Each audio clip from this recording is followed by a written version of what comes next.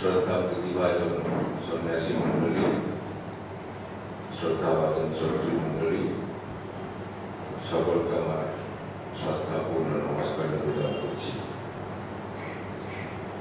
যার স্মৃতিতে এই বক্তৃতার আয়োজন হচ্ছে, কমলিনী শিকদার স্মারক বক্তৃতা, তার উদ্দেশ্য আমার আন্তরিক শ্রদ্ধা নমস্কার নিবেদন করি। আমাদের আলোচনার বিষয়বস্তু করুণা ঘন কর্ম কঠোর শ্রীরামকৃষ্ণ। করুণা ঘন কর্ম কঠোর এই বিশেষণ দুটি স্বামী বিবেকানন্দ প্রয়োগ করেছেন শ্রীরামকৃষ্ণের নামের আগে।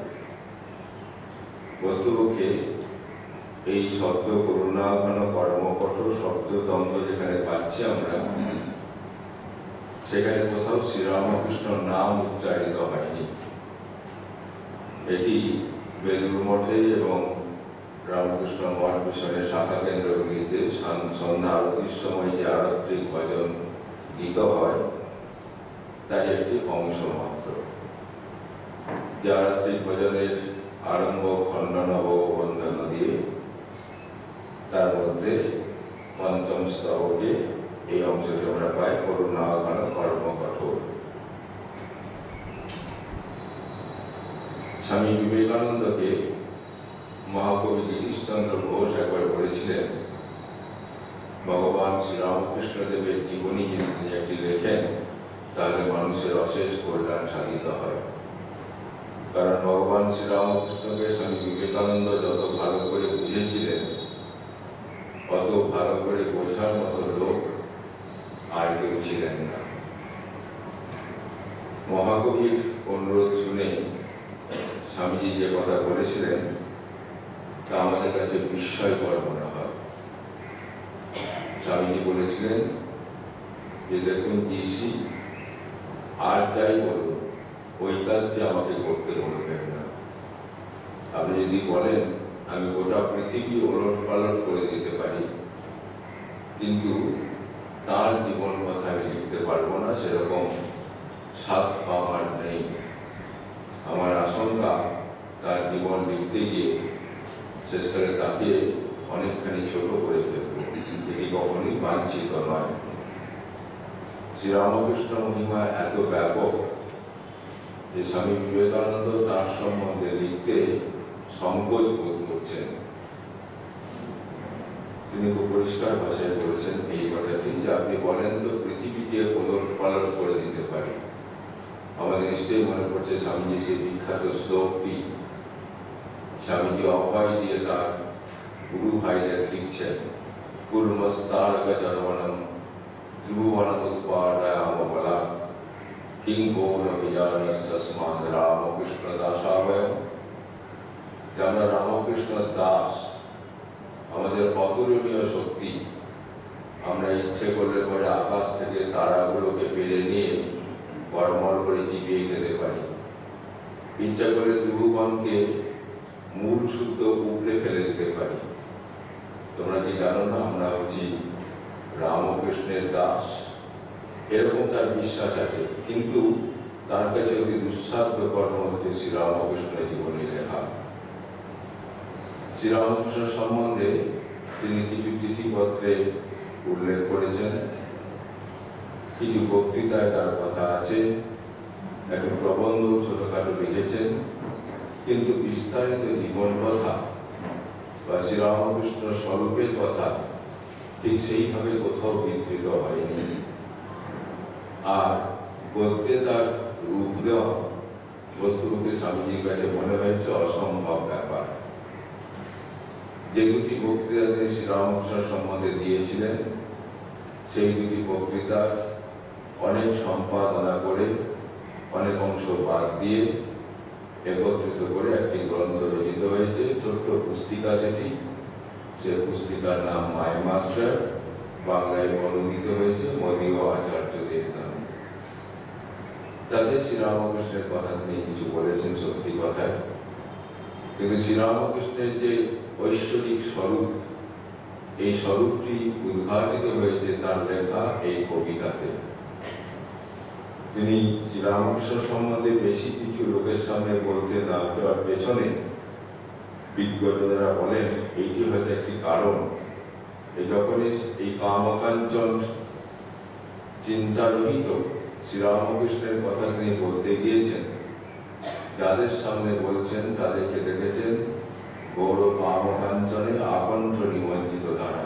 তাদের সামনে কি করে এই পঞ্চন কামকাঞ্চনে যিনি তার কথা তিনি বলবেন এরকম ভেবেছেন, এবং সেই জন্যই বক্তৃতার মধ্যে খুব বেশি কথা বলতে পারেননি। কিন্তু কবিতায় মানুষ যখন তার ভাবকে প্রকাশ করে তার অনেক গভীরতা থাকে, তার ব্যাপ্তি অনেক বেশি, তার ব্যঞ্জনা অনেক বেশি। যদিও যখন স্তব স্তুতি রচিত হয় তখন স্তব স্তুতির মধ্যে কিছু কিছু অতিরঞ্জনের আশঙ্কা থাকে। আমরা যখন অন্যান্য দেবদেবী স্তব স্তুতি করি দেখতে পাই মাঝে মাঝে সেখানে কিছু কিছু অতিরঞ্জন ঘটেছে। কিন্তু স্বামীজি ঋষির নয়ন এবং ঋষির জিহ্বা কখনো মিথ্যা কিছু দেখে না, মিথ্যা কিছু উচ্চারণ করতে পারে না। স্বামীজি সেই ঋষি, তার মুখ থেকে কখনো একটি শব্দ বেরোয়নি যা সত্য নয়। শ্রীরামকৃষ্ণ সম্বন্ধে যে কথাগুলি তিনি শ্রীরামকৃষ্ণ আরাত্রি ভজনে লিখেছেন সেই কথাগুলি শ্রীরামকৃষ্ণ স্বরূপ উদ্ধারণের পক্ষে যথেষ্ট। আমরা যখন এই আরাত্রি ভজনটি করি তার প্রথম আরম্ভটি দেখে নিই। সেখানে বলছেন খণ্ডন ভববন্ধন জগবন্দন বন্দিত মায়। বন্দনা করছেন, কাকে বন্দনা করছেন? যিনি ভববন্ধন খণ্ডন করার জন্য পৃথিবীতে অবতীর্ণ হয়েছেন। এই বন্ধন ব্যাপারটি কি সেইটি বোঝায় অধিকাংশের পক্ষে, আমাদের অধিকাংশের পক্ষে অসাধ্য হয়ে যায়। ভগবান শ্রীরামকৃষ্ণ বলতেন জীব 4 রকমের, তাদের নাম দিয়েছেন তিনি, এটি শাস্ত্রসিদ্ধ নাম অবশ্যই। একটি হচ্ছে নিত্য জীব, একটি মুক্ত জীব, অপর প্রকার মুক্ত জীব এবং অধিকাংশ বদ্ধ জীব। আমাদের বোঝার সুবিধার জন্য একটি উপমা তিনি প্রয়োগ করতেন।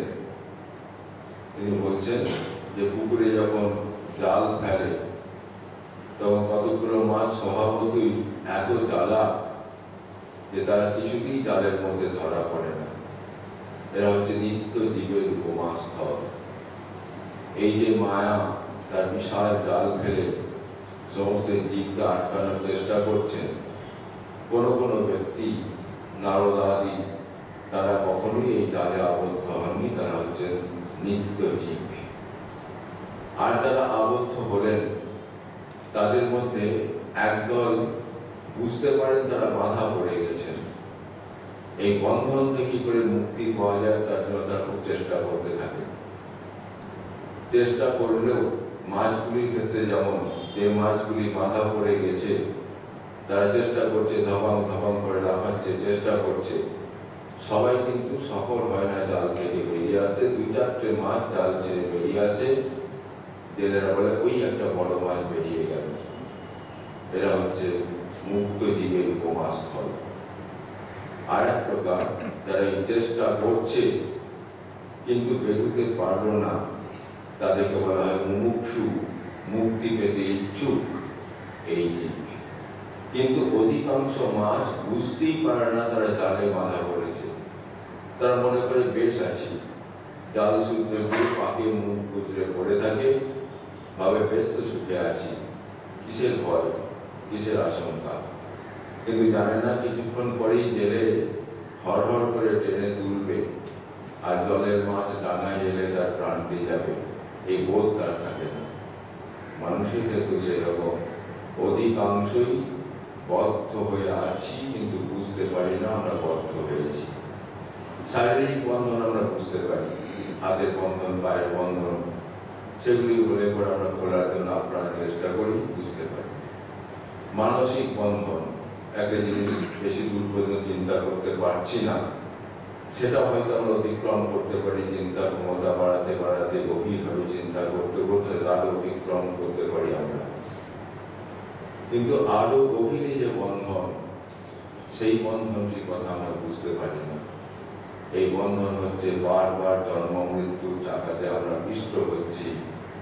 একবার জন্মাচ্ছি, কিছুদিন জগৎটাকে ভোগ করছি, সুখ দুঃখ অনুভব করছি, জগৎ থেকে বিদায় নিচ্ছি, আবার জন্মগ্রহণ করছি, আবার ঘুরছি। এই যে জগতের যে বন্ধন, ভববন্ধন, জন্মানোর যে বন্ধন, এই বন্ধন সম্বন্ধে আমরা অনেকেই অবহিত নই। যখন মানুষ একেবারে সম্পূর্ণ ভুলেই যায়, ভুলে গিয়ে শুধুমাত্র এই বন্ধনের মধ্যে মনে করে যথার্থ সুখে আছি, অধিকাংশের ক্ষেত্রে যখন এরকম ঘটনা ঘটতে থাকে, তখনই শ্রী ভগবান মানুষের প্রতি করুণাবশত নেমে আসেন।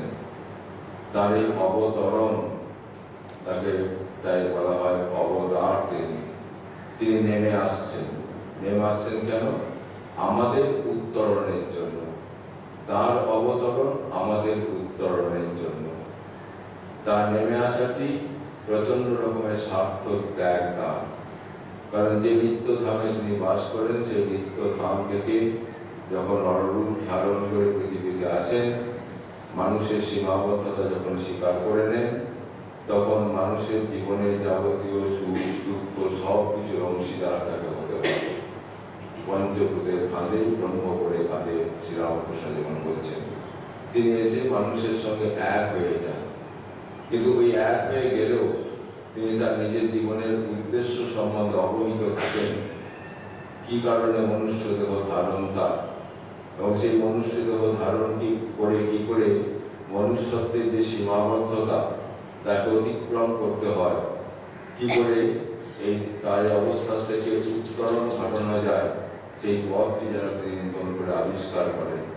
আবিষ্কার করে বিশ্ববাসীকে ডেকে বলেন যে আমি এই পথ দিয়ে চলে এই অমৃতত্বের আস্বাদন পেয়েছি, যেখানে গেলে আর তোমাকে জন্মাতে হবে না, আর জন্মাতে না হলে মৃত্যুও নাই, মৃত্যু না হলে জন্ম নেই। এইরকম একটি অবস্থা আছে, যে অবস্থায় তুমি পৌঁছাতে পারো।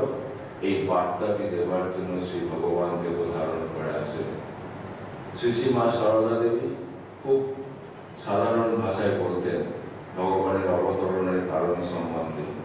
যে অবতরণের কারণ আমরা গীতামুখে পাই, যদা যদা হি ধর্মস্য ইত্যাদি শ্লোকে, সেইটি শ্রী মা বলতেন, মানুষ তো ভগবানকে ভুলেই আছে।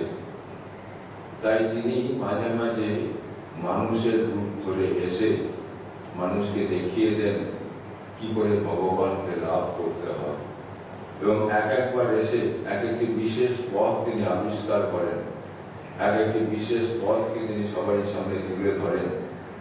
এবার যা দেখালেন তা হল ত্যাগ। বস্তুত তাঁর স্বার্থ ত্যাগ আমাদের উত্তরণের জন্য, এবং আমাদেরকেও উত্তরণ হতে গেলে, আমরা যদি উত্তরিত হতে চাই, আমাদেরকে সেই স্বার্থ ত্যাগের ভেতর দিয়ে যেতে হবে। স্বার্থ ত্যাগ ভিন্ন কোনো উপায় নেই। এইটি তিনি আমাদের সামনে উপস্থাপন করার জন্য এসে হাজির হন। হয়ে আমাদের যে জীবন, সেই জীবনের সঙ্গে তিনি নিজের জীবনকে একীকৃত করে ফেলেন। ফলে যখন আমরা একসঙ্গে তিনি আমাদের কাছে আছেন, আমরা তাকে চিনতে পারি না। তিনি নিজেই বলছেন গীতা মুখে, না হম প্রকাশ সর্বস্ব যোগ মায়া সমাপ্ত। আমি সকলের কাছে প্রকাশিত হই না, যোগ মায়ার দ্বারা নিজেকে আবৃত করে রাখি। কিন্তু যাদের জন্য প্রয়োজন, যাদের সময় উপস্থিত হয়েছে, তাদের কাছে ঠিক তিনি পৌঁছে যান, তাদেরকে ঠিক ঠিক উত্তরণের পথটি দেখিয়ে দেন। কারণ এটি তিনি ভালোভাবেই জানেন যে অধিকাংশ মানুষের যে আরতি, সেই আরতি নাশ করার জন্যই তার আশা। তাই অধিকাংশ মানুষের কাছে যাতে তার বার্তা পৌঁছায়, তার জন্য তাকে প্রচুর কর্ম করতে হয়।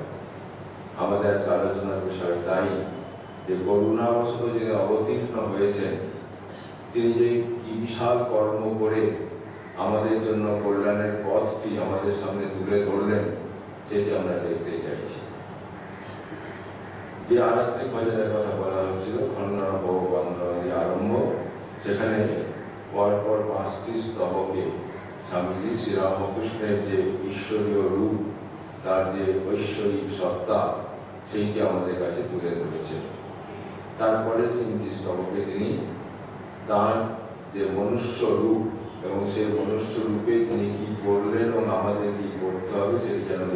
দিচ্ছেন এবং তারপরে শেষের দিকে সেই অবস্থা লাভ করলে পরে তিনি যা আমাদের করণীয় বললেন, সেই অবস্থা লাভ করলে পরে আমাদের যে মানসিক অবস্থা কি পৌঁছায় সেইটি দেখাচ্ছেন। এই একটি শ্রীরামকৃষ্ণ আরাত্রিক ভজনের মধ্যে শ্রীরামকৃষ্ণের যে ঐশ্বরিক সত্তা তার রূপটি বিধৃত হয়েছে। আর ঠিক তারপরেই যে স্তোত্রটি কৃত হয় রামকৃষ্ণ মহাকৃষ্ণের শাখা কেন্দ্রগুলিতে এবং মোট প্রধান শাখাতে বেলুড় মঠে যেটি গীত হয় সেটি হল তার সেই স্তব, সেটিও স্বামীজি বিরচিত ওম হ্রিং হৃদম তমাচল ইত্যাদি। এই স্তবটির দ্বারা স্বামীজি দেখাচ্ছেন যে শ্রীরামকৃষ্ণের যে ঐশ্বরিক সত্তা, যে সত্তা উপলব্ধি করার জন্যই আমাদের মনুষ্য জীবন ধারণ, যেটি ভগবান শ্রীরামকৃষ্ণ বারবার করে বলছেন মানুষের জীবনের একটি মাত্র উদ্দেশ্য, তা হল ভগবান লাভ। খুব পরিষ্কার ভাষায় বলছেন ভগবান লাভই মানব জীবনের উদ্দেশ্য। খুব পরিষ্কার ভাষায় বলছেন ঈশ্বরী বস্তু আর সব অবস্তু। একটা করে ই যোগ করছেন, অর্থাৎ দ্বিতীয় কোনো সত্তা নেই, ঈশ্বর ছাড়া দ্বিতীয় কোনো সত্তা নেই। সেই সত্তাকে উপলব্ধি করাই মনুষ্য জীবনের একমাত্র উদ্দেশ্য। এই কথাটি শ্রীরামকৃষ্ণ বললেন। সেই অবস্থায় কি করে পৌঁছানো যায়, তার উপায়টি কি, সেই উপায়টি সম্বন্ধে এই ওম হ্রিং হৃদম স্তবের মধ্যে পরিষ্কার ভাষায় স্বামীজি বললেন এবং সেটি যেন তার ধ্রুবপদ প্রতিটি স্তবক পাওয়ার পরে সেটি উচ্চারিত হচ্ছে তস্মাৎ তমেব শরণং মম দীনবন্ধু। তাকে যদি লাভ করতে হয় আমাদের নিজের চেষ্টার দ্বারা তাই কখনো পেতে পারি না। তার কৃপা যতক্ষণ না হচ্ছে, তার আশ্রয় যতক্ষণ না নিচ্ছি, যতক্ষণ পর্যন্ত তার পরিপূর্ণ শরণাগত না হচ্ছি, ততক্ষণ পর্যন্ত তার আশ্রয় আমরা পেতে পারি না। কারণ তিনি যখন কৃপা করেন তখনই মানুষ তাকে লাভ করতে পারে, আর কৃপা করার জন্যই তার এই অবতরণ। যখন স্বামীজিকে জিজ্ঞাসা করা হলো অবতারের বিশেষ কি, অবতারের বিশেষ বৈশিষ্ট্যটি কি, স্বামীজি বলছেন অবতার হচ্ছেন কপাল মোচন।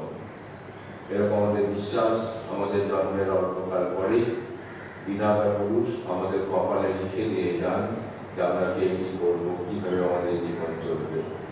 সেই যে ললাট লিপি যা আমাদের কপালে লেখা আছে, সেইটিকে রদ করার ক্ষমতা কারণেই কোনো লোকের পক্ষে সম্ভব নয়। একমাত্র অবতার পারেন সেই ললাট লিপিকে মুছে দিয়ে তাকে নতুন জায়গাতে পৌঁছে দিতে। এই জন্যই তিনি অবতীর্ণ হন বিশেষভাবে। শ্রীরামকৃষ্ণ রূপে এবার শ্রী ভগবান এলেন, এসে এই কাজটি করলেন। আমাদের সঙ্গে তার জন্মের প্রধান পার্থক্যটি এইখানে, আমাদের জন্ম হচ্ছে বাধ্য হয়ে। আমরা আমাদের পূর্বকৃত কর্মফল ভোগ করার জন্য এই জীবন ধারণ করি। কর্মফল বলতে বোঝায় এরকম, আমরা যা যা কর্ম করি তার দুটি দিক আছে। একটি হলো আমার নিজের জীবনের সংস্কার তৈরি হচ্ছে, অপরটি আবার এই গোটা বিশ্বে আমার কর্মের একটি প্রভাব পড়ছে। আমার নিজের যে সংস্কার তৈরি হলো সেটি আমার অনুতাপের দ্বারা, আমার প্রায়শ্চিত্তাদির দ্বারা সেটি হয়তো আমি অনেকটা কাটাতে পারি, সংস্কারটিকে পরিবর্তন করার চেষ্টা করতে পারি।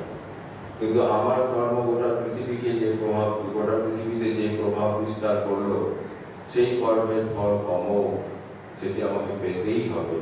সেটি থেকে বিস্তার করার উপায় নাই। বলে না ভুগতে হিসেবে কর্ম, যতক্ষণ না কর্মফল ভোগ শেষ হচ্ছে কিছুতেই তার ফল ক্ষয় হবে না।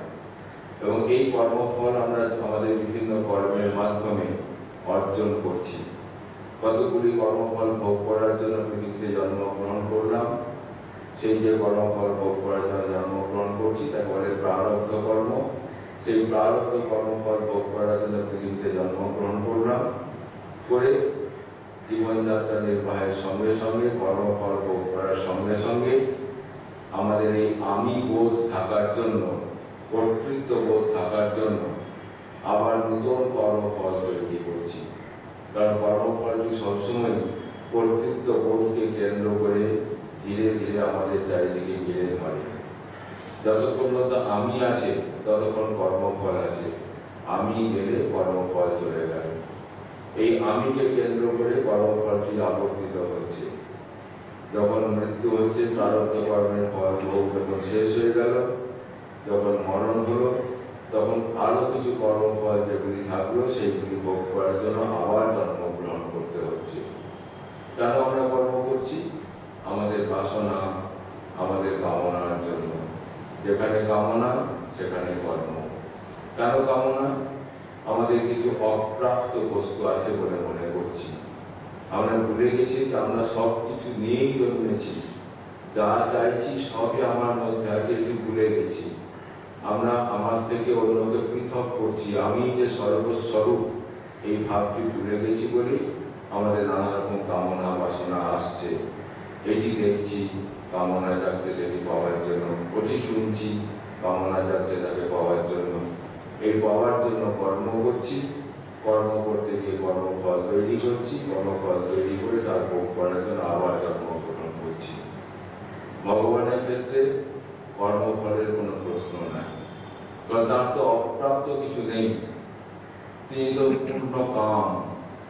সুতরাং তার পক্ষে বাসনারও কোনো কারণ নেই, কামনারও কোনো কারণ নেই। আর যেখানে কামনা বাসনা নাই, যেখানে কর্ম নাই, সেখানে তার জন্মও থাকতে পারে না। তবু তার জন্ম কেন হচ্ছে? তিনি স্বেচ্ছায় জন্মগ্রহণ করছেন। আমরা করছি আমাদের কর্মফলের জন্য, বাধ্য হয়ে জন্মগ্রহণ করছি, তিনি স্বেচ্ছায় করছেন। আমরা মায়ার অধীনস্থ হয়ে জন্মগ্রহণ করছি, তিনি মায়াকে অবলম্বন করে মায়ার অধীশ্বর হয়ে জন্মগ্রহণ করছেন। ওই যে শ্রীকৃষ্ণ অর্জুনকে বললেন, বহু নিয়মে ব্যতীতানি জন্মানি তব চার্জুন তান্যহং বেদ সর্বাণি নত্যং ব্যক্ত পরন্তপ। হে অর্জুন, আমারও বহু জন্ম অতিক্রান্ত হয়েছে, তোমারও বহু জন্ম অতিক্রান্ত হয়েছে। আমার সে সমস্ত কথা মনে আছে, তোমার মনে নাই। কারণ আমি হচ্ছি মায়ার অধীশ্বর, তুমি মায়ার অধীন। এই মায়াধীশের সঙ্গে মায়াধীনের তফাৎ এইটুকু। মায়াধীশ তিনি যেন নিজে মায়াধীনের মতো, যেন মায়াধীনের মতো এসে মায়ার রাজ্যে প্রবেশ করেন, করে মায়ার রাজ্যে যত কিছু সুখ দুঃখ সমস্ত ফল ভোগ করতে থাকেন। এবং ভোগ করার সঙ্গে সঙ্গে তিনি জগৎকে পথ দেখানোর জন্য একটি নতুন কিছু আবিষ্কার করেন। এইবারে যখন ভগবান অবতীর্ণ হলেন শ্রীরামকৃষ্ণ রূপে, যখন তিনি জন্মগ্রহণ করলেন, তার গোটা জীবনটাই কর্মে ভর্তি। শ্রী ভগবান অর্জুনকে বলছেন যে নবে পার্থাস্তি কর্তব্যং ত্রিষু লোকেষু কিঞ্চন নানবক্তম অবক্তব্যং কর্ত এইব চ কর্মণি।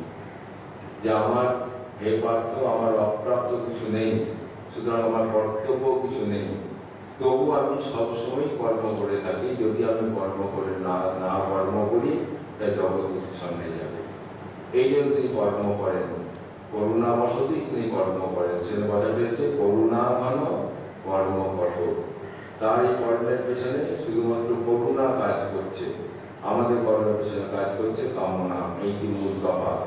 তার কর্ম কঠোর, কর্ম করার পেছনে শুধুমাত্র মানুষের প্রতি করুণা কাজ করছে, আর আমাদের করছে আমাদের যে বিষয়ের প্রতি বাসনা, বিষয়ের প্রতি কামনা, সেইটি কাজ করছে। তিনি এই কঠোর কর্ম করে দেখাবেন, এবং এইটি দেখানোর জন্যই তার আশা যে ভগবান লাভই মানব জীবনের উদ্দেশ্য, এবং ভগবান লাভের জন্য আমাদের কি করতে হবে। আমরা শ্রীরামকৃষ্ণ জীবনে যখন পড়ি, দেখি তার জীবনে বস্তুকে বিশ্রাম করার অবকাশ কখনো ছিল না। স্বামীজি ভাষাটি বলে আমরা, স্বামীজি তার মদীয় আচার্যদের গ্রন্থে লিখছেন, বড় সুন্দর ভাবে লিখছেন, তাহার জীবনে আদৌ বিশ্রাম ছিল না। তাহার জীবনের প্রথমাংশ ধর্ম উপার্জনে ও শেষাংশ উহার বিতরণে ব্যয়িত হইয়াছিল। দলে দলে লোক তাহার উপদেশ শুনিতে আসিত, আর তিনি 24 ঘন্টার মধ্যে 20 ঘন্টা তাহাদের সঙ্গে কথা কহিতেন। আর এইরূপ ঘটনা যে 2-1 দিনের জন্য ঘটিত তাহা নহে, মাসের পর মাস এরূপ হইতে লাগিল। অবশেষে এরূপ কঠোর পরিশ্রমে তাহার শরীর ভাঙিয়া গেল। তাহার মানব জাতির প্রতি এরূপ অগাধ প্রেম ছিল যে যাহারা তাহার কৃপালাভার্থ আসিত, এরূপ সহস্র সহস্র লোকের মধ্যে অতি সামান্য ব্যক্তিও তাহার কৃপা লাভে বঞ্চিত হইত না। ক্রমে তাহার গলায় একটা ঘা হইল, তথাপি তাহাকে অনেক বুঝাইয়াও কথা বন্ধ করা গেল না। আমরা তাহার নিকট সর্বদা থাকিতাম, তাহার কষ্ট যাহাতে না হয় এই কারণে লোকজনের সঙ্গে তিনি যাহাতে দেখা না করেন তাহার চেষ্টা করিতে লাগিলাম।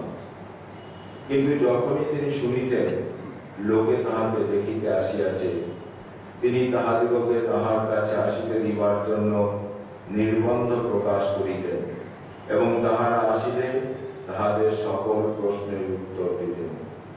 যদি কেহ বলিত এই সব লোকজনের সঙ্গে কথা কহিলে আপনার কষ্ট হইবে না, তিনি হাসিয়া এইমাত্র উত্তর দিতেন, কি দেহের কষ্ট? আমার কত দেহ হইল, কত দেহ গেল। যদি এই দেহটা পরের সেবায় যায় তবে তো ইহা ধন্য হইল। যদি একজন লোকের যথার্থ উপকার হয় তাহার জন্য আমি হাজার হাজার দেহ দিতে প্রস্তুত আছি। একবার এক ব্যক্তি তাহাকে বলিল, মহাশয়, আপনি তো একজন মস্ত যোগী, আপনি আপনার দেহের উপর একটু মন রাখিয়া ব্যায়ামটা সারাইয়া ফেলুন না। প্রথমে তিনি ইহার কোনো উত্তর দিলেন না। অবশেষে যখন ওই ব্যক্তি আবার সেই কথা তুলিল, তিনি আস্তে আস্তে বলিলেন, তোমাকে আমি একজন জ্ঞানী মনে করিয়াছিলাম, কিন্তু তুমি দেখিতেছি অপর সংসারী লোকদের মতো কথা বলিতেছ। এই মন ভগবানের পাদপদ্মে অর্পিত হইয়াছে, তুমি কি বলো ইহাকে ফিরাইয়া লইয়া আত্মার খাঁচার স্বরূপ দেহে দিব? এই যে তার জীবনের দুটি কথা বললেন, আদৌ বিশ্রাম ছিল না। প্রথম অংশ গেছে ধর্ম উপার্জনে এবং শেষ অংশ গেছে তার বিতরণে। আমরা প্রথম অংশকে আলোচনা করিনি, শেষ অংশের কথা পরে আসছি।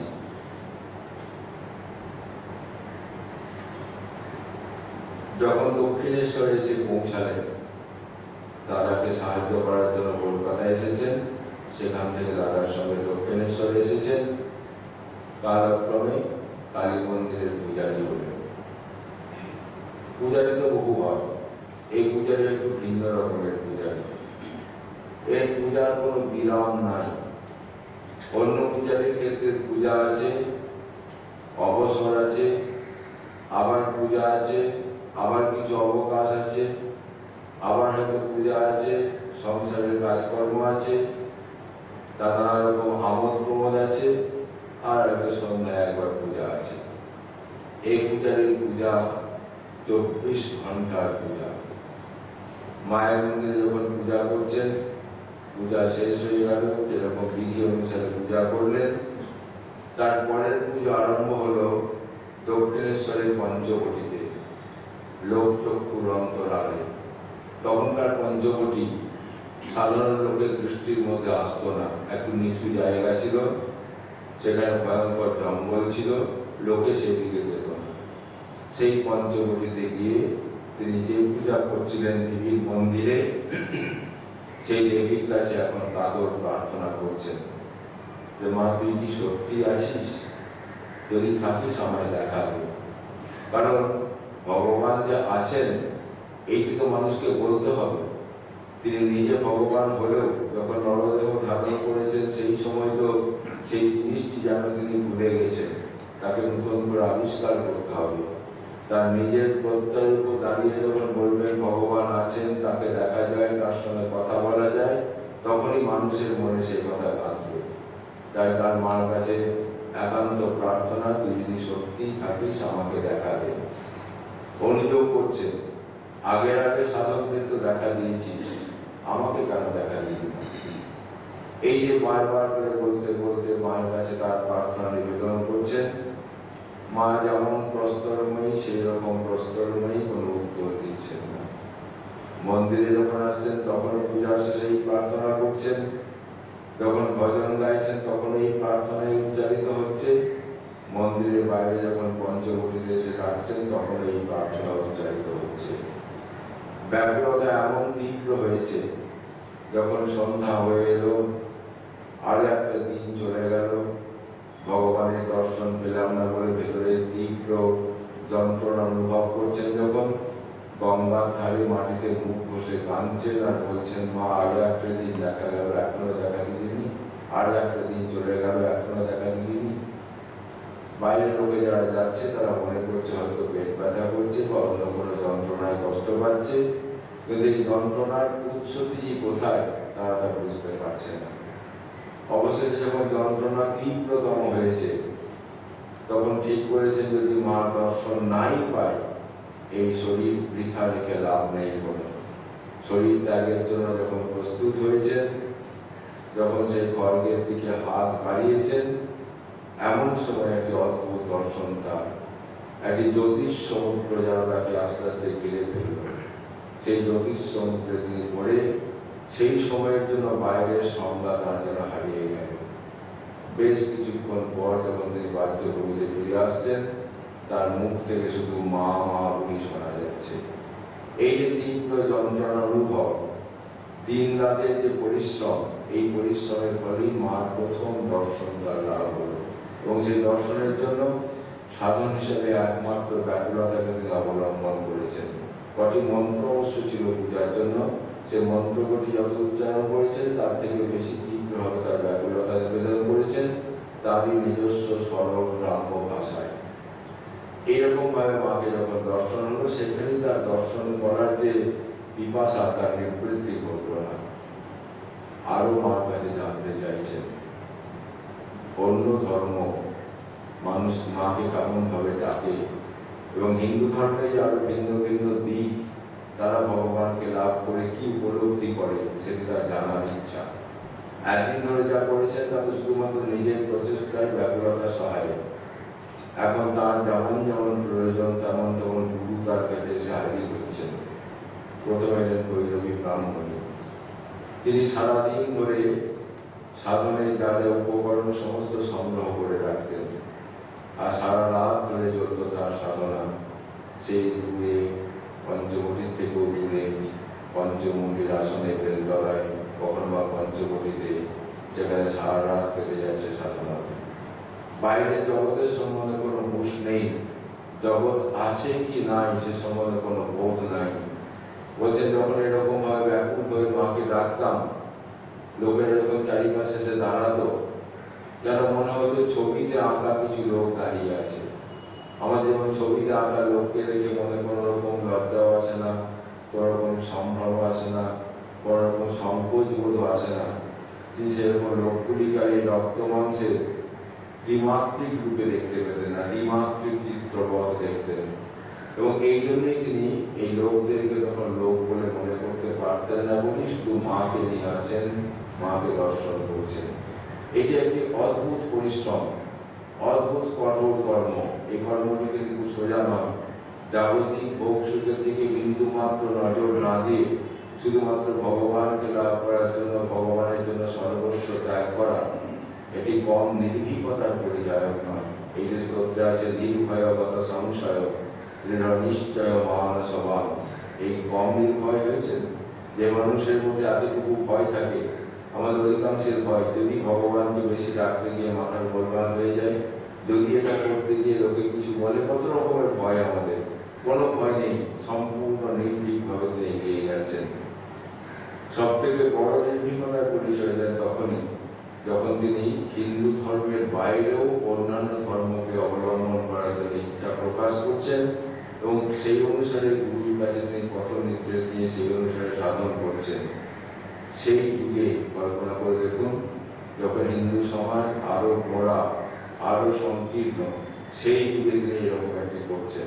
কারণ তার দৃঢ় নিশ্চয় হয়েছে যে ভগবানই একমাত্র সত্য বস্তু, ভগবান বই আর কিছু নেই, ঈশ্বরী বস্তু আর কিছু নেই। অবস্তু আর সমস্ত অবস্তু যেগুলি দেখছি সেগুলি ঈশ্বরেরই ভিন্ন ভিন্ন প্রকাশ মাত্র, আসলে ঈশ্বরই একমাত্র বস্তু।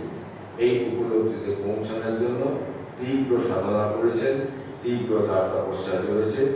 আমরা স্বামীজির কথাটা একটু শুনে দেখি। বালকের হৃদয়ে এই ধারণা প্রবেশ করিলে তাহা সারাদিন কেবল ওই ভাবনা, কিসের প্রত্যক্ষ দর্শন হইবে। প্রতিদিন তিনি কাঁদিয়া বলিতেন, মা সত্যই কি তুমি আছো? না এসব কবি কল্পনা মাত্র। কবিরাও ভ্রান্ত জনগণেকেই আনন্দময়ী জননীর কল্পনা করিয়াছেন, অথবা সত্যই কিছু আছে। আমরা পূর্বেই বলিয়াছি, আমরা যে অর্থে শিক্ষা শব্দ ব্যবহার করি তাহার কিছুই ছিল না। ইহাতে বরং ভালোই হইয়াছিল। অপরের ভাব, অপরের চিন্তা ক্রমাগত লইয়া লইয়া তাহার মনের যে স্বাভাবিকত্ব ছিল, মনের যে স্বাস্থ্য ছিল, তাহা নষ্ট হইয়া যায় নাই। তাহার মনের এই প্রধান চিন্তা দিন দিন বাড়িতে লাগিল।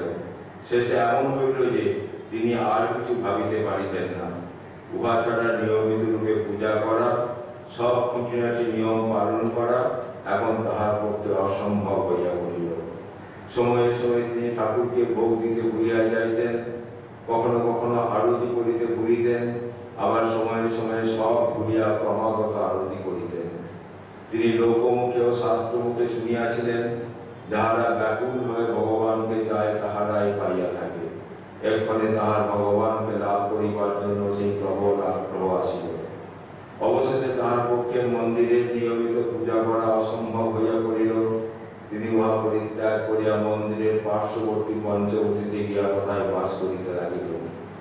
তাহার জীবনে এই ভাব সম্বন্ধে তিনি আমাকে অনেকবার বলিয়াছেন। কখন সূর্য উদিত হইল, কখন অস্ত গেল, তাহা আমি জানিতে পারিতাম না। তিনি নিজের দেহ ভাব একেবারে ভুলিয়া গেলেন। তাহার আহার করিবার কথাও স্মরণ থাকিত না। এই সময়ে তাহার জনৈক আত্মীয় তাহাকে খুব যত্নপূর্বক সেবা শুশ্রূষা করিতেন।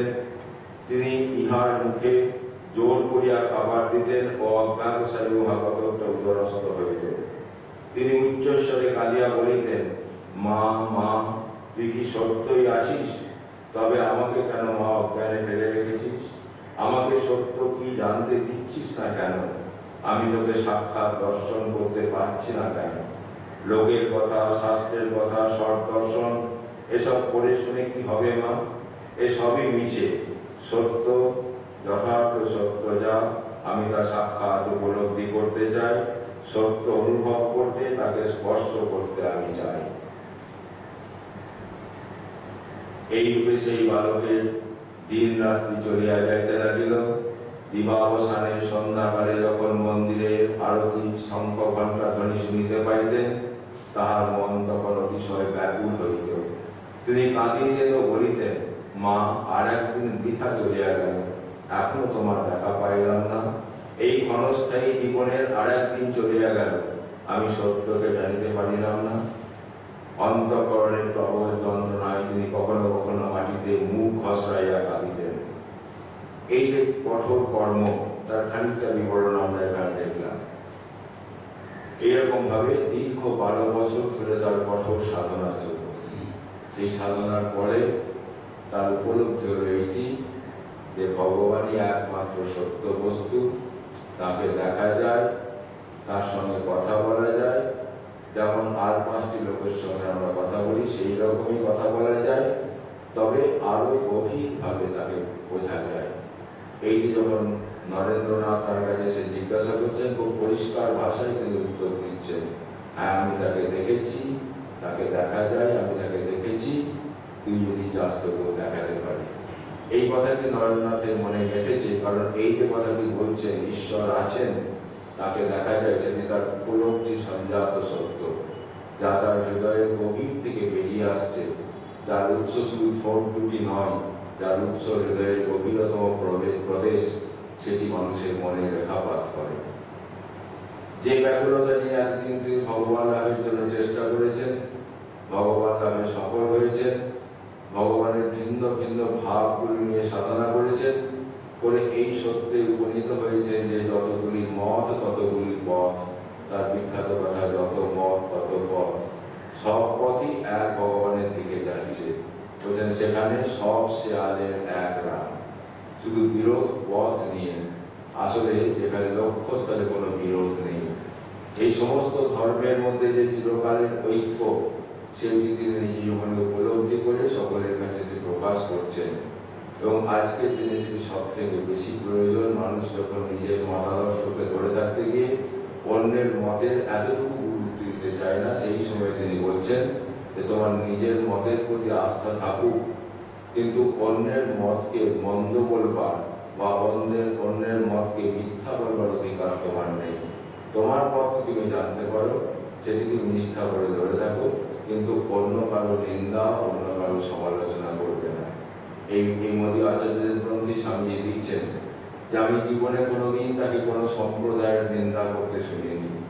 যে সমস্ত সম্প্রদায় আপাত দৃষ্টিতে আমাদের কাছে অত্যন্ত জঘন্য বলে মনে হয়, সেই সম্প্রদায়ের প্রসঙ্গে তিনি শ্রদ্ধা জানিয়ে বলছেন ওটিও একটি পথ হতে পারে। সেই পথটি হয়তো স্বচ্ছ, শুদ্ধ, স্নিগ্ধ নয়, কিন্তু সেটিও একটি পথ, সেটিকে তিনি গ্রহণ করেছেন।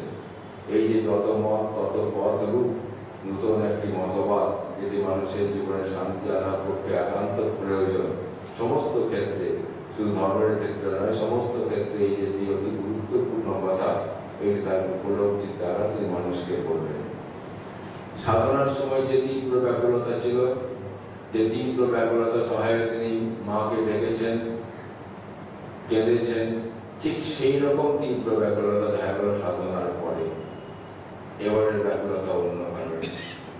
এই ব্যাকুলতার কারণ হচ্ছে মানুষের দুঃখ, মানুষের যন্ত্রণা উপলব্ধি করে কি করে তাদের সেই দুঃখ যন্ত্রণা থেকে মুক্তি দেওয়া যায়, এবং সেই মুক্তির সন্দেশ যারা নিয়ে যাবেন তাদেরকে কি করে কাছে পাওয়া যায়, তার জন্য তার তীব্র যন্ত্রণা। এখন যেমন ছিল, দিন চলে গেলে তীব্রভাবে তিনি যন্ত্রণা অনুভব করে কেঁদে ফেলতেন, এখনো তিনি সেই একই রকমের যন্ত্রণা অনুভব করে সন্ধ্যাবেলায় কাঁদছেন। যখন মন্দিরে আরতির ঘণ্টা বাজছে, যখন সমস্ত লোক অন্য কাজে ব্যস্ত, তিনি তীব্রভাবে ভগবানের যে যন্ত্রণা, সেই যন্ত্রণার মতোই নূতন এক যন্ত্রণায় ভুগে কাঁদছেন আর বলছেন, পড়ে তোরা কে কোথায় আছিস আয়, তোদের না দেখে আমি থাকতে পারি। এইটি খুব সুন্দরভাবে লীলা প্রসঙ্গকার লিখছেন। এই যখন এই ভক্তদের আসতে দেরি হচ্ছে, বিশেষ করে তার প্রধান যিনি সহচর নরেন্দ্র আলী যখন আসছে, প্রথম এসেছে, দেখা হয়েছে, কিন্তু তার আসতে যখন দেরি হচ্ছে, তখন ভেতরে কিরকম যন্ত্রণা অনুভব করছেন বলতে গিয়ে বলছেন, যেন গামছা নিংড়ানো হচ্ছে। যে যন্ত্রণা ছিল একদিন ভগবান লাভের জন্য, এখন সেই ভগবান লাভের পথ যাতে মানুষকে দেখিয়ে দিতে পারে, তার জন্য যন্ত্রণা অনুভব করছেন। নরেন্দ্রের জন্য যন্ত্রণা অনুভব করছেন, কারণ নরেন্দ্র সেই সংবাদ নিয়ে পৌঁছাবেন লজ্জায় লজ্জায়। বলছেন, দুঃখ করে নিতাই আমার লোকের বাড়ি বাড়ি গিয়ে ভগবানের নাম শুনিয়েছে। আমার শরীর এমনই অক্ষম যে আমি এতটুকু পায়ে হেঁটে যেতে পারি না, হয় গাড়ি চায়, হয় পালকি চায়, না যেতে পারি না। দুঃখ করছেন, কাঁদছেন। বলছেন যে আমি দুধ সব খেয়েও লোকের জন্য কাজ করব। এই প্রসঙ্গে মনে পড়ছে সেই ঘটনাটির কথা। নরেন্দ্রনাথ কিছুদিন আসেননি, খুব যন্ত্রণা অনুভব করছেন। বাবুরাম মহারাজ সবাই মাত্র আসতে আরম্ভ করেছেন, এক রাত্রে বাস করছেন। বাবুরাম মহারাজ এবং তার সঙ্গী ঠাকুরের ঘরের বাইরে শুয়ে আছেন। হঠাৎ ঠাকুর মাঝ রাত্রে তাদের কাছে এসে বলে, হাবো তোমরা ঘুমুবে? ওরা উঠে বসলেন, নাকে না বলুন। দেখো, নরেন্দ্র বলে একটি ছেলে আছে, সে বহুদিন আসেনি, তাকে একবার আসতে বলুন, শিম লেতে পারি। তারপর তাকে বলবো। ঠাকুর চলে গেলেন। আবার কিছুক্ষণ পরে ঠাকুর তাদের কাছে এসে যাবো, তোমরা ঘুমুলে? বলে আগে না। দেখো, নরেন্দ্রকে একবার আসতে বলো, তাকে না দেখে আমি থাকতে পারছি না। এই গামছা নিংড়ালে যেরকম হয়, আমার বুকের ভেতরে সেরকম গামছা নিংড়ানোর মতো যন্ত্রণা হচ্ছে, তাকে একবার আসতে বলো। তারা বলে আগে ঠিক আছে। আবারও আসছেন। রাত্রিবেলায় কতবার গেলেন, এই নরেন্দ্রকে না দেখে তার সারা রাত ঘুম হচ্ছে না, যন্ত্রণা অনুভব করছে। হাজরা মশাই ঠাকুরের এই ভাব দেখে একদিন বলছেন যে, কোথায় আপনি ভগবান লাভ করা মানুষ সমাধি লাগিয়ে থাকবেন তা না, কোথায় নরেন্দ্র এলো না, কোথায় ভগবানের কি হবে, এইসব করছেন, কেন এইরকম করা? লীলা প্রসঙ্গকার বেশ সুন্দর লিখছেন। হাজরা এক সময় বলেছিল, ও কি তোমার স্বভাব, তোমার পরমহংস অবস্থা, তুমি সর্বদা তাঁতে অর্থাৎ শ্রী ভগবানের মন দিয়ে সমাধি লাগিয়ে তাঁর সঙ্গে এক হয়ে থাকবে, তা না নরেন্দ্র এলো না কেন, ভগবানের কি হবে, এসব ভাবো কেন? শুনে ভাবলুম, বালক স্বভাব তো ঠাকুর, শুনে ভাবলুম ঠিক বলেছে, আর অমনটা করা হবে নি। তারপর ছাউতলা থেকে আসছি, আর শ্রী শ্রী জগদম্বা দেখাচ্ছে কি যেন কলকাতাটা সামনে, আর লোকগুলো সব কাম কাঞ্চনে দিনরাত ডুবে রয়েছে ও যন্ত্রণা ভোগ করছে। দেখে দয়া এলো, মনে হলো লক্ষ গুণ কষ্ট পেয়েও যদি এদের মঙ্গল হয়, উদ্ধার হয়, তো তা করব। এই যে লক্ষ গুণ কষ্ট পেয়েও যে লোকগুলি যন্ত্রণায় কষ্ট পাচ্ছে তাদেরকে উদ্ধার করার জন্য দৃঢ় সংকল্প হয়েছে। কত লাঞ্ছনা সহ্য করছেন নরেন্দ্রনাথকে। নরেন্দ্রনাথের জন্য মূলত করছে আমরা, এই জন্য নরেন্দ্র হচ্ছে উপলক্ষণ। নরেন্দ্রের মাধ্যমে একটি বৃহত্তর কাজ হবে বলে তার জন্য তার যে ব্যাকুলতা সেটি তারা বোঝাচ্ছে সমস্ত মানুষের জন্য তার ব্যাকুলতা কতখানি। নরেন্দ্র কিছুকাল আসেননি, ব্যাকুল হয়েছেন তাকে দেখার জন্য। তিনি জানতেন যে নরেন্দ্র নিয়মিত সাধারণ ব্রাহ্ম সমাজে যায়। তখন ব্রাহ্ম সমাজ দুভাগে বিভক্ত হয়ে গেছে। কেশবচন্দ্র সেন নববিধান ব্রাহ্ম সমাজ গড়ে তুলেছেন, আর তাকে ছেড়ে সাধারণ ব্রাহ্ম সমাজের সদস্যরা আছেন। নরেন্দ্র যদিও মাঝে মাঝে কখনো কেশবের ওখানে যান, কিন্তু সাধারণ ব্রাহ্ম সমাজের উপাসনাতে তিনি যোগ দিতেন। সাধারণ ব্রাহ্ম সমাজের উপাসনার সময় একদিন শ্রীরামকৃষ্ণ সেই ব্রাহ্ম সমাজে প্রবেশ করছেন। জানেন নরেন্দ্র সেখানে বসে আছেন। ভিতরে যখন ঢুকেছেন, ঠাকুর যখন চলতেন তখন সোজা একদিকে চলতেন, এদিক ওদিক তাকাতে পারতেন না। তার মন এত একাগ্র ছিল যে এদিক ওদিক তাকানো তার স্বভাবের মধ্যে ছিল না। একবারে একরোখা হয়ে এগিয়ে যাচ্ছেন সমাজের ভেতর ঢুকে বেদির দিকে, যে বেদিতে আচার্য বসে আছেন এবং যে বেদির কাছাকাছি নরেন্দ্র বসে আছে, তার দৃষ্টি নরেন্দ্রের দিকে। বেদিতে বসে আচার্য তখন সত্যম জ্ঞান অনন্তম ব্রহ্ম প্রভৃতি মন্ত্র উচ্চারণ করছেন। তাদের ব্রাহ্ম সমাজের উপাসনা পদ্ধতি অনুসারে তিনি মন্ত্রাদি উচ্চারণ করছেন। সবাই মন দিয়ে শুনছেন। হঠাৎ শ্রীরামকৃষ্ণকে ঢুকতে দেখে যারা তাকে চিনতেন তাদের মধ্যে কেউ কেউ বললেন, ওই পরমহংস মশাই এসেছেন। যারা পরমহংস মশাইকে আগে দেখেছেন কেশবের সঙ্গে সেখানে গিয়ে, কারণ কেশবচন্দ্র সেন মাঝে মাঝেই যেতেন, তার সঙ্গে তার অনুগামীরাও যেতেন। সেই অনুগামীরা এখন সাধারণ সমাজের সদস্য। যারা দেখেছেন তারা শ্রীরামকৃষ্ণকে দেখার জন্য উঠে দাঁড়িয়েছেন, আর যারা দেখেননি তার কথা শুনেছেন তারা তাকে ভালো করে দেখবার জন্য যে যেখানে পারছেন উঠে দাঁড়াচ্ছেন। কেউ বেঞ্চে উঠে দাঁড়াচ্ছেন, কেউ মাটিতে দাঁড়াচ্ছেন। ফলে গোটা সভার মধ্যে একটা বিশৃঙ্খলা আরম্ভ হয়ে গিয়েছে। ঠাকুরের ভূক্ষেপ নেই, সোজা এগিয়ে যাচ্ছে নরেন্দ্রের দিকে।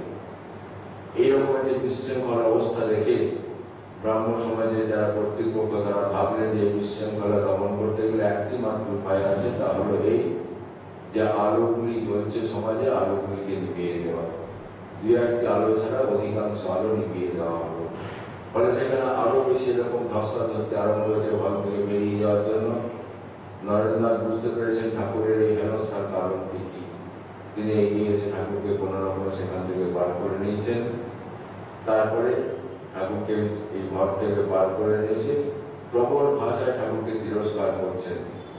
আপনি কেন এরকম করলেন? কারণ তার তো খুব মনে লেগেছে ঠাকুরের যথাযোগ্য সম্মান তো তিনি পাননি, উপরন্তু তাকে হেনস্থা করার জন্য এরকম কাণ্ড করেছেন দেখে তার খুব মনে লেগেছে। ঠাকুরকে যখন তিরস্কার করছেন, ঠাকুর সেই তিরস্কৃত হয়ে কথাগুলি শুনছেন। এই লাঞ্ছনা সহ্য করেছেন একমাত্র নরেন্দ্রনাথকে দেখার জন্যই। যখন নরেন্দ্রনাথ শেষ তাকে বললেন যে ভরত রাজার কাহিনী তো শুনেছেন, হরিণের কথা চিন্তা করতে করতে শেষ পর্যন্ত তাকে হরিণ হয়ে জন্মগ্রহণ করতে হয়েছিল, আপনার তো প্রায় সেই রকম দশা হয়েছে। আবার বালক স্বভাব শ্রীরামকৃষ্ণের মনের মধ্যে চিন্তা হলো, সত্যি তো নরেন্দ্র তো কখনো মিথ্যা বলে না, নরেন্দ্র তো ঠিকই বলছে। মার কাছে তার একমাত্র গন্তব্যস্থল হচ্ছেন মা জগদম্বা। জগদম্বার কাছে গিয়ে বলছেন নরেন এরকম বলছে।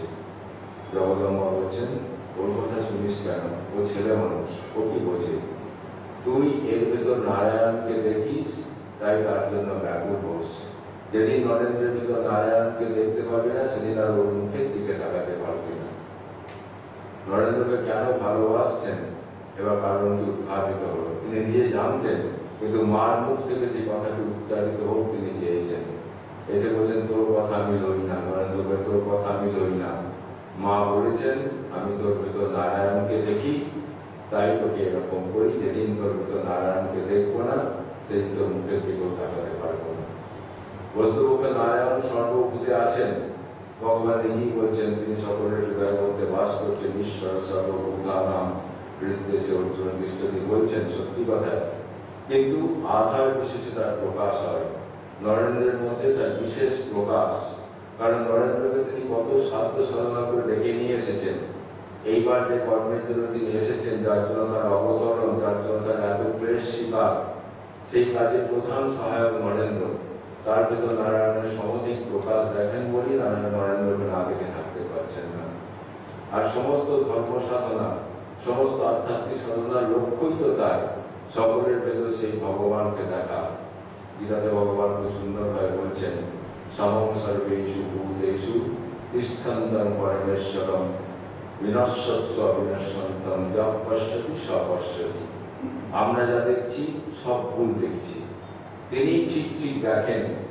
যিনি সমস্ত বিনাশশীল বস্তুর ভেতরে সমভাবে অবস্থিত অবিনশ্বর ঈশ্বরকে অবস্থিত দেখেন, তিনি ঠিক ঠিক দর্শন করেন। এই যে প্রতিটি বস্তুর মধ্যে সমভাবে অবস্থিত ঈশ্বরকে যিনি দেখেন, তিনি ঠিক ঠিক দেখেন, তিনি ঠিক ঠিক ধর্ম লাভ করে, তারই ঠিক ঠিক ভগবান লাভ হয়। ভগবান লাভ হওয়া মানে সিং বাজানো নয়, ভগবান লাভ হওয়া মানে আর দুটো হাত বাজানো নয়, ভগবান লাভ হওয়া মানে এই জ্ঞান চৈতন্যে উপনীত হওয়া যে সমস্ত বস্তুর ভেতরে একমাত্র ভগবানই আছেন। বস্তুর বস্তু সত্তা ভগবান আছেন বলেই তার অস্তিত্ব। ভগবান চলে গেলে পরে বস্তুর আর কোনো অস্তিত্বই থাকে না। এই যে সর্বভূতে ভগবানকে দর্শন, এইটি মানুষের জীবনের উদ্দেশ্য, এবং সেই উদ্দেশ্যের নামই হচ্ছে ভগবান লাভ করা। এইটি মানুষের কাছে তুলে ধরার জন্যই নরেন্দ্রনাথকে নিয়ে এসছেন। তাই নরেন্দ্রনাথের জন্য এত ব্যাকুল, তার জন্য এত লাঞ্ছনা, এত বন্দনা সহ্য করছেন। তিনি ইচ্ছা করে করে দক্ষিণেশ্বরে নিজের ঘরে দিব্যি সুন্দর থাকতে পারতেন। মা ঠাকুর নিজেই বলছেন যে তার জন্য তো মধুবাবু ব্যবস্থা করে দিয়েছিলেন। তার দুধের বাটি, তার ঘিয়ের বাটি, তার পায়েসের বাটি, কোনোটির তার অভাব কখনো হয়নি, মধুবাবু ব্যবস্থা করে গিয়েছিলেন।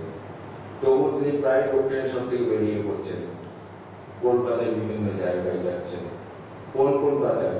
যে কলকাতার লোকগুলি কাম কাঞ্চনে আসক্ত হয়ে মনে করছে এই বেশ আছি। উদাহরণে ঠাকুর বলছেন, বিষ্ঠার পোকা যখন বিষ্ঠায় থাকে মনে করে বেশ আছি, জানে না যে অত্যন্ত নোংরা, অত্যন্ত জঘন্য, বুঝতে পারে না। এই কলকাতার হচ্ছে একটি উপলক্ষণ। কলকাতা বলতে যে মানব সমাজ ভগবানকে ভুলে শুধুমাত্র বিষয়কে নিয়ে ব্যস্ত আছে, সেই মানুষের জন্য তার প্রাণ কাঁদছে। তাই মাঝে মাঝে তিনি বেরিয়ে পড়ছেন দক্ষিণেশ্বর থেকে। উদ্দেশ্য একটি, তার কাছে তো সকলে আসতে পারছে না, আসার পক্ষে বাধা অনেক। এত দূর আসার মতো আর্থিক সামর্থ্য নেই অনেকের, এত দূর আসার মতো সময় নাই অনেকের। তাদের সময়ের অভাবে, অর্থের অভাবে যারা আসতে পারছে না, তাদের সামনে তিনি নিজে উপস্থিত হচ্ছেন। আজ এই বাড়িতে, কাল তার বাড়িতে, পরশু ওর বাড়িতে। যখনই শুনছেন কোনো মানি লোক কলকাতায় আছেন, তাকে দেখতে যাচ্ছেন। যখনই শুনছেন কোনো যথার্থ ঈশ্বর প্রেমিক কেউ আছেন, তাকে দেখতে যাচ্ছেন। তার বাড়িতে যখন হাজির হয়েছেন, তার বাড়িতে সেরকম অবস্থা নেই যে তাকে শ্রীরামকৃষ্ণ একটু বসায়, তাকে একটা আদর আপ্যায়ন করতে পারে। যে নিয়ে গেছেন সঙ্গে করে মধুবাবু, নিজে খুব বিব্রত বোধ করছেন, যাদের বাড়িতে গেছেন তারাও বিব্রত বোধ করছেন। কিন্তু এই যে তিনি ঈশ্বরকে ডাকেন, তাকে দেখার জন্য শ্রীরামকৃষ্ণ ব্যাকুলতা। যেখানে দেখছেন কেউ ঈশ্বরকে ডাকছে, তাকে দেখার জন্য ব্যাকুল হয়ে নিজের যত কষ্টই হোক না কেন সমস্ত কষ্ট স্বীকার করছেন। যেমন কথা মতো করে দেখতে পাই, এক এক জায়গায় বেরিয়েছেন দুপুরবেলাতে, ফিরছেন অনেক রাত্রিতে। সারাদিন সারাক্ষণ তিনি কথা বলে যাচ্ছেন। কি কথা? ঈশ্বরীয় কথা। শ্রীরামকৃষ্ণের মুখে অনর্গল ঈশ্বর কথা ছাড়া অন্য কোনো কথা উচ্চারিত হতো না। অনর্গল ঈশ্বর প্রসঙ্গ করছেন, ঘন্টার পর ঘন্টা মানুষ শুনছে। কারণ যে কথাগুলি বলছেন সেগুলি তো শব্দের সঙ্গে শব্দ সাজিয়ে কথা নয়, সেগুলি তার অন্তরের কথা। বিদ্যাসাগরের মতো পণ্ডিত ব্যক্তি ঠাকুরের কথায় মুগ্ধ হচ্ছেন, শশধরের মতো পণ্ডিত ব্যক্তি ঠাকুরের কথা শুনে মুগ্ধ হচ্ছেন। সেই যুগে যত পণ্ডিত, তারা ঠাকুর তাদের কাছে নিজে যাচ্ছেন দেখা করার জন্য। তাদের মধ্যে ধর্মভাব যথার্থভাবে যাতে জাগে তার জন্য সচেষ্ট হচ্ছেন, এবং তার জন্য অশেষ ক্লেশ স্বীকার করছেন। একদিন গ্রীষ্মের দুপুরে বেরিয়েছেন, গিয়ে যখন পৌঁছেছেন তার নির্ধারিত জায়গাতে বলছেন বড় দূর, কিন্তু কথা দিয়েছি তো তাই এসেছি।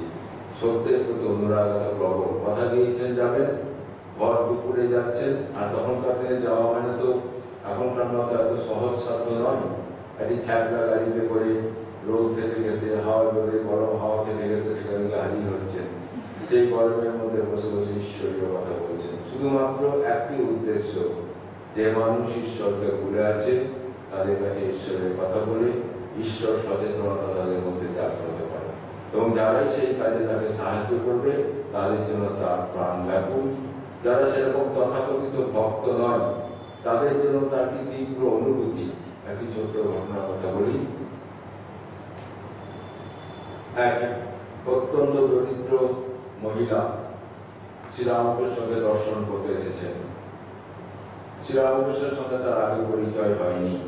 এটি নিস্তারিণী দেবী ঘটনা প্রসঙ্গে পরে বলেছেন গ্রন্থকারকে যে সেই ভদ্রমহিলা যখন এসেছেন, যেটুকু পয়সা পেয়েছেন সেই পয়সা দিয়ে 4টি মাত্র রসগোল্লা কিনে আনতে পেরেছেন। সেই 4টি মাত্র রসগোল্লা নিয়ে এসে ঠাকুরের দরজার সামনে দাঁড়িয়ে আছেন। দেখছেন সেখানে ভক্তরা সব বসে আছে। আর তখনকার সমাজে তো পুরুষ এবং নারী একসঙ্গে থাকতেন না। পুরুষ ভক্তরা সেখানে ঠাকুরকে ঘিরে আছেন। তার মনের একান্ত ইচ্ছা যে কটি মিষ্টি দিয়ে নিয়ে এসছেন ঠাকুরের কাছে নিবেদন করা হোক, ঠাকুর সেটি গ্রহণ করুন। প্রথম সংকোচ, পুরুষ ভক্তেরা বসে আছেন। দ্বিতীয় সংকোচ, মাত্র 4টি রসগোল্লা নিয়ে কি করে দিয়ে ঠাকুরের সামনে হাজির হবে। এতগুলি লোক বসে আছে, ঠাকুর যদি সকলকে ভাগ করে খেতে দিতে চান হবে না, সম্ভব হবে না। মনস্তাপে তিনি এসে হাজির হয়েছেন নহবতে। সেখানে বসে বসে কাঁদছেন, আপন মনে ভাবছেন আমার দারিদ্র এমনই যে তার জন্য মাত্র 4টি কোনোরকম মিষ্টি কিনে আনতে পেরেছি, আর তো সামর্থ্য নেই। তিনি কি আমার এই জিনিস গ্রহণ করবেন? একই অভাব আমি আমার দারিদ্রের জন্য এই সমস্ত ভাবছেন। ঠাকুর ঘরে অনেকক্ষণ নানা রকম ভগবত প্রসঙ্গ করছিলেন, নৃত্য গীত চলছিল। হঠাৎ ঠাকুর ঘর থেকে বেরিয়ে গেলেন। ভক্তরা যেমন ঘরে বসেছেন ঠাকুর ঘর থেকে বেরোলেন। এবার গঙ্গার দিকে কিছুক্ষণ দেখলেন, দেখে 3 বেগে নহবতে গেলেন। গিয়ে দেখেন সেই মহিলা বসে বসে কাঁদছেন। ঠাকুর তার কাছে গিয়ে বলছেন আমার বড় খিদে পেয়েছে, তুমি আমাকে কিছু খেতে দেবে? সে মহিলা তো প্রাণ বিগলিত হয়ে গেছে, যার জন্য নিয়ে আসা তিনি নিজে এসে হাজির হয়েছেন। সেই 4টি রসগোল্লা ঠাকুর গরম করে তৃপ্তির সঙ্গে খেলেন, যেন ওই 4টি রসগোল্লা না খাওয়া পর্যন্ত ঠাকুরের পুণ্যবৃদ্ধি হচ্ছিল না, এবং ওইটির জন্যই যেন তিনি এখানে এসেছেন। আবার কে ঘরে চলে গেলেন। ভক্তের হৃদয় আনন্দে পূর্ণ হল।